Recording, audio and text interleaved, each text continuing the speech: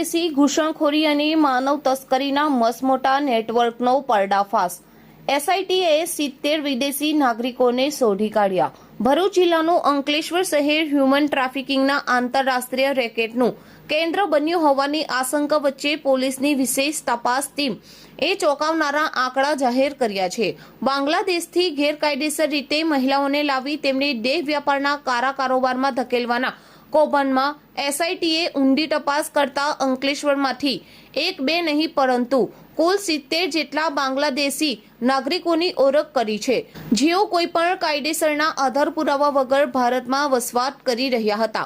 ભરૂચ પોલીસના anti human trafficking યુનિટે જ્યારે અંકલેશ્વરમાં દરોડા પાડ્યા ત્યારે 12 બાંગ્લાદેશી યુવતીઓ અત્યંત દયનીય હાલતમાં મળી આવી હતી। આ મહિલાઓને ગેરકાયદેસર સરહદ ઓળંગાવીને મોટા આર્થિક લાભની લાલચે અહીં લાવી ગુનાહિત પ્રવૃત્તિઓમાં જોતરવામાં આવી હતી। આ ઘટનાની ગંભીરતાને ધ્યાને રાખી રાજ્ય સરકારે અને પોલીસ વિભાગે તાત્કાલિક એસઆઈટીની રચના કરી હતી, જેનું નેતૃત્વ ડીવાયએસપી કુશલ ઓઝા સંભાળી રહ્યા છે।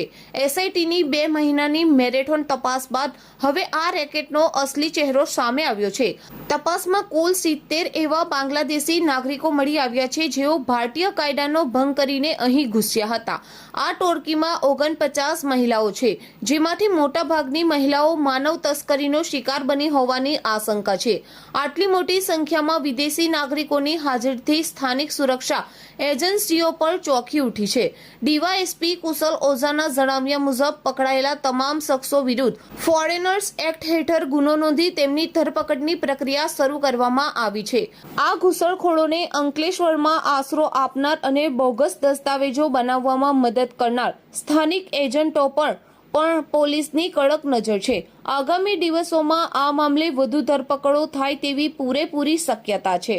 ભરૂચ જિલ્લામાં 13/12/2025ના રોજ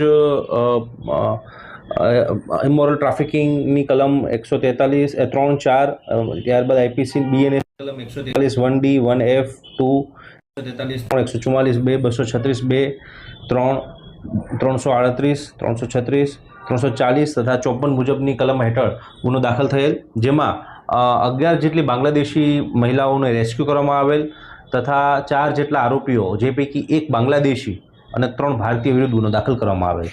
ત્યારબાદ આ ગુના અંતર્ગત તેનું એમાં ઇમિગ્રેશન એન્ડ ફોરેનર્સ એક્ટની કલમનું પણ એડ કરવામાં આવેલ।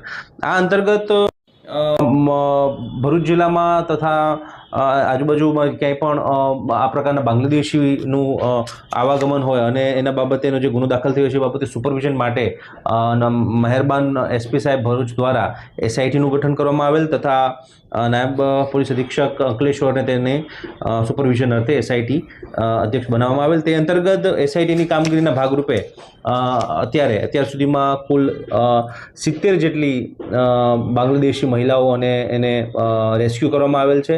70 જેટલા લોકોને રેસ્ક્યુ કરવામાં આવેલ છે, જે પૈકી એસઆઈટી અંતર્ગત 58 જેટલા બાંગ્લાદેશી લોકોને રેસ્ક્યુ કરવામાં આવ્યા છે, જે પૈકી 49 જે છે એ મહિલાઓ જે છે અને 9 જેટલા જે છે એ પુરુષોને બાંગ્લાદેશીઓને રેસ્ક્યુ કરી અને તેમને આઈડેન્ટિફાઈ કરી અને હાલ તેમની કાયદેસરની કાર્યવાહી પણ કરવામાં આવી રહી છે।